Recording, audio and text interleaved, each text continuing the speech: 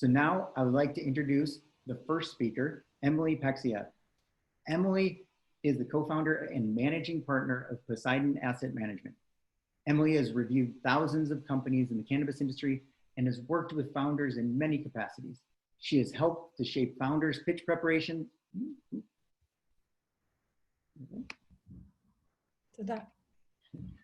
Their go-to-market strategies, product launches, and has advised on day-to-day business operations. Emily has held board seats for multiple portfolio companies and participates as an advisor to multiple teams. Extremely active in investment decision-making and ongoing investment oversight processes, she works closely with her partners to create meaningful deal structures, ensuring that proper governance is carried out at the company level. Furthermore, Emily has dedicated time and energy to supporting policy groups and has served on the board of directors of the Marijuana Policy Project. She also currently serves on the board of Athletes for Care and the Initiative. Welcome, Emily. Thank you for joining us today. Thank you so much, Jim, and thank you to Brad for putting this all together. I know it's a lot of work to wrangle all of us folks to share about our perspectives of the industry. I think this is going to be a terrific day, and I'm excited for all the companies that are lined up to be pitching later too. It's quite a great lineup. So Jim, thank you for that very generous introduction. Just a few things. Where isn't this? Ah, there we go. Just a few things about Poseidon. I'm the co-founder and managing partner of Poseidon alongside my brother, Morgan, who will be moderating the discussion points later on today. So you'll get a bit of Poseidon today. Poseidon is an investment firm that has been in the industry for 7 years. We put the fund together in 2013, our first fund. And since then, we've got 2 funds investing entirely in the cannabis industry and 5 syndicated investment vehicles. Just to do an overview of the snapshot of the industry, we've been very excited to see how this industry has grown since we got into it. And a lot of what drove us into the space was very much about the medical piece of cannabis, which is what we're here today to talk about. I think sometimes the medical aspects of cannabis get a little bit drowned out by all of the hype around adult use, but it's really at the core of how cannabis progressed forward and how we saw legalization take shape, and especially as Jim was mentioning with what happened in California with the caregivers and really stepping in, especially during the AIDS epidemic, and finding ways to have these alternative treatment sources or resources that people could feel better while they were going through their various treatments. Since we got into the industry, Colorado was the first really adult use state to turn on, but they'd had a medical program and continued to do so. And since then, we've now got 11 adult use states, over 33 medical states, and more coming online in the ballot initiative in the fall. We've also seen multiple states unlock. In the first year of running our fund, Canada had their medical program open and live, and that was actually really tremendous to see how that federal government embraced getting cannabis into the hands, especially of veterans who are suffering with PTSD. So it was something that was really remarkable to witness as this has been unfolding all of these years. So there's still a tremendous amount of opportunity, and I'll be talking about that at the end. But a little bit about when Morgan and I got into the space was we lost both of our parents to cancer, actually, and it was a hospice nurse that had mentioned it back in 1996, if you can believe that, in New York State about, you know, maybe try smoking a little pot. It was a very off-the-cuff comment. It was something that I think speaks highly of hospice care workers because they are so focused on the patients and not so much on pushing an agenda. And just that knowledge that so many of the medications that people are forced to take throughout their treatment process actually creates other side effects. And so then it creates this kind of virtuous negative cycle of ways that pharmaceuticals play into your life. So for us, that kind of quote unquote seed had been planted around cannabis. And when we got into it, our thesis was investing into medical cannabis would make society better. And we believed that shifting the perceptions around this would just really help to drive the opportunity space from an investment standpoint. So it's quite a synergistic relationship there. That's just a bit about our firm. So Poseidon has invested across the world, really, and largely our reach into other countries has been very focused on medical cannabis. As you can see, we've invested across at least 18 legal states. This probably can be updated now because some of our multi-state operators or MSOs have expanded. We were early investors into Canada before those operators went public. Like I still remember, I have an email from Bruce Linton back when Canopy was actually called Tweed, for those who were around back then, in a purely medical market from a federally legal standpoint. But so we've invested across the United States, and I'll talk about what that looks like from medical all the way through to lifestyle. We've invested into Mexico, Colombia, Spain, Portugal, and Germany. And those LATAM investments are very much medical. So it does matter across the globe how we think about it in terms of the opportunities from medical all the way over to lifestyle aspects of cannabis. And it is really amazing to see how the different regions of the world really kind of approach these different markets. So very fascinating. So the way we view cannabis at Poseidon, and the way we've been talking about it for years, is that cannabis is a spectrum. It's not a clear-cut line from medical to adult use. We think about it as kind of starting at lifestyle and then going through this massive intersection of wellness, and then all the way over to the very strict definition of medical and pharmaceutical. So I've put up here kind of some example companies to help ground thinking around this. So, and these are companies that we've invested into, and so how we've been thinking about it across the spectrum. So many of you are probably familiar with the company Pax. It's a device company that's actually got reach throughout the world because their devices are not necessarily tied to the plant. And then you've got in the middle here a lot of these companies that are retailers or cultivators or processors within the markets. And these companies, some of them, the reason they're sitting in that wellness middle section is that they are adult use in nature, and they also are in medical markets, and then they have a wide array of products that could sit right in that wellness spectrum. And when I'm talking about wellness, I'm talking about things that improve the quality of your life through consuming cannabis. So it's not necessarily that you have a specific affliction, it's that you're using cannabis to augment how you're feeling from a day-to-day perspective. So this may be in sleeping, it may be helping in anti-inflammation if you're somebody who's an athlete or likes to work out. It may be something around, it reduces your anxiety as you're working through the day, and it just makes you feel better. So I would say that's the middle section. And the way I think about the difference between lifestyle and wellness is that lifestyle has associations with different types of events, like maybe you're going to a music event, or you're going to watch a movie, or you're having a social occasion. Wellness is more of an everyday kind of approach to consuming cannabis in different formats, like tinctures or droplets or various form factors, patches.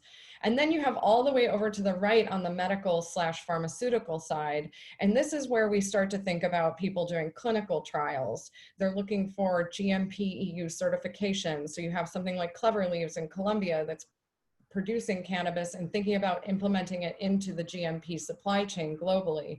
You have Landsteiner Scientific out of Mexico, and they're looking at, they've got proprietary formulations around cannabinoid delivery systems that they're implementing into form factors that are very pharmaceutical in nature with specific protocols around that. And yes, the Mexico market has not turned on yet, but they're preparing for the moment and doing the research with the universities around that.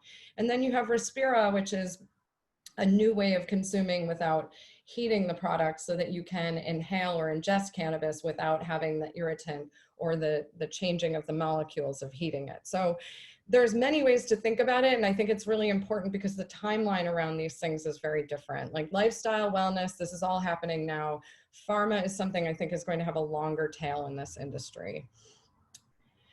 Just to quickly touch on CBD, because it sits in its own unique space, especially as it happens to exist with the FDA. Yeah, and on the previous slide, you can see I have GW Pharmaceuticals, which they do have the FDA approval around their Epidiolex product, which is now in the United States. And so that was really a groundbreaking step in the industry. But that is related to CBD. And so CBD sits in this interesting space. We're all waiting to understand what's going to go on with the FDA around CBD and what will continue to be kosher in our market. But I call it out as separate because it is the way it's considered right now or contemplated is it comes more from the hemp plant. So you have to make sure you're under a certain level of THC. And it's just kind of a completely different consideration in terms of the entire cannabis plant, especially when you introduce THC, even in the like THCA, which is not necessarily psychoactive and has many tremendous benefits, but is not yet acceptable through federal reach. So another way that we think about cannabis and medical cannabis is through the technology that supports it. And so these are just some example companies. I think that the important thing is that we're starting to finally see massive research that's been taking place over the years, but not yet in the United States. But what we do have is access to consumer data through something like Headset. And so that allows you to really understand the consumer trends, and you can start to see how different relationships to different compounds of the plant, different ratios of THC to CBD, different form factors might be taking place. And that's really helpful when you're contemplating where you sit in that spectrum. You have something like Confident Cannabis that's helping, they have a lab inventory management system. So this is all very critical from a medical standpoint, because if you're taking cannabis as a resource for medical or wellness, you want to make sure that it doesn't have pesticides in it. You want to make sure you understand the compounds and the ratios of THC to CBD in the plant or the other cannabinoids and various things like that. And then you have like Flow Hub and Meadow that are helping to make sure the track and trace of the cannabis is being contemplated through the entire supply chain. So again, you're sure that you're getting access to legal regulated cannabis, which is really important if you're somebody who's participating from a wellness or medical standpoint.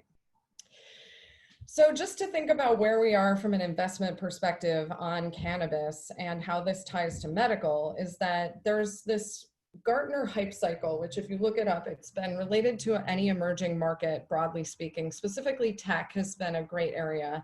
And it really has to do with how the markets ebb and flow in terms of capital flowing into them.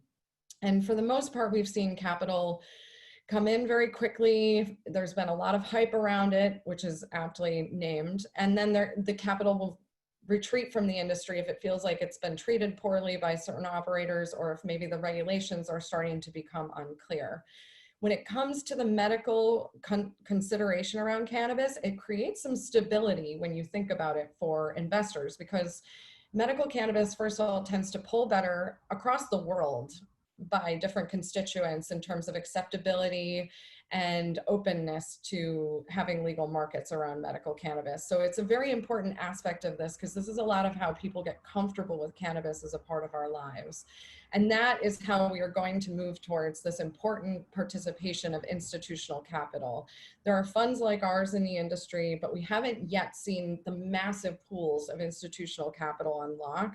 This will largely be driven by legislation, but I think that we cannot underestimate, and I need to underscore the importance that we always remember that the roots of the cannabis movement is about medical access to something that can really improve people who are going through difficult treatments or certain ailments, and that it can also just be an overall wellness and life improvement standpoint. So for anybody on the call who's looking at this from an investment standpoint, you can see we have a little arrow on there that shows where we think we are today.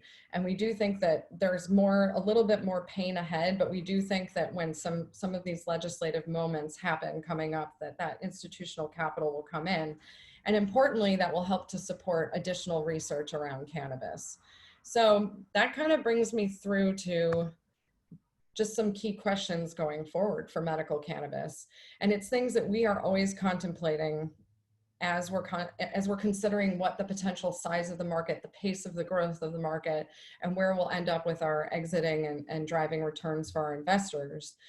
So thinking about what is the potential role of the FDA, we've seen how this has played out a little bit with CBD. It's kind of been a stop-start process. There is some concern around potentially this conversation, and Joe Biden has brought it up about rescheduling cannabis. We have to be very careful about that, because if it gets rescheduled and goes under the purview of the FDA, there's a lot of other things we have to consider as an industry. So many of us are very much pro descheduling, or coming up with maybe a very, very specific schedule or designation for cannabis that wouldn't necessarily drive it there. Very interested to watch how trade will continue between countries. Is it important that it's GMP? certified. That will be interesting from a medical standpoint. What will happen with research in the US? Very curious about how this will work out with insurance too. I mean, Epidiolex is now, insurance carriers are covering that, and it's been very helpful for those who are using that resource, but we'll have to see what happens next. And then what is the timeline before big pharma actually starts to participate, and maybe are they already? And so these are a couple of things that we really think about from the medical standpoint of cannabis going forward. But that takes me through to the end so that we can get to some Q&A. So I'll let Jim jump in there. All right. If anyone has Q&A, please put them in the chat.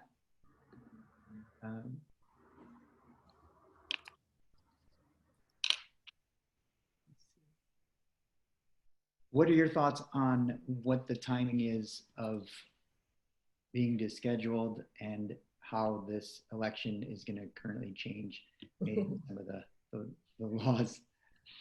Oh man. I know, loaded question. A loaded question. Okay, so I think we're a ways off from that, frankly. I think we could see some different things happening at the federal level, especially around banking, and that's what I'm really hopeful for. We tend to be a little bit less, we kind of sit on the side of skepticism in terms of things that will happen at the federal level very quickly. I do think that this potential and probable economic downturn that we're frankly already in will drive some movement on that because of the tax revenue that can be generated further from this industry if it's unlocked and allowed to run more efficiently with banking and all of these other resources. Regarding the election, I think that the industry will fare better on the back end of the election just for the fact that it will remove the question marks around who's president. The current president has kind of left us alone, and that's been great. I think most of the industry would prefer to be left alone and let us just continue to push forward. Joe Biden has an interesting take on the issue. I wish it was a little bit more progressive. I think it's a little bit backwards looking, and I think he could gain some additional perspective by engaging the industry and learning a bit more about it, but we'll take it anyway. It seems like he is listening to some of his Democratic counterparts, but we'll have to see where it nets out. I mean, as of today, I mean, I'm frankly worried about a constitutional crisis based on some of the tweets that happened in the last 24 hours and what's going to happen in this election period. But the good news is that it seems like no matter what goes on, people are buying cannabis, and our industry is continuing to push forward. Pandemic aside, everything aside, cannabis seems to continue to flourish.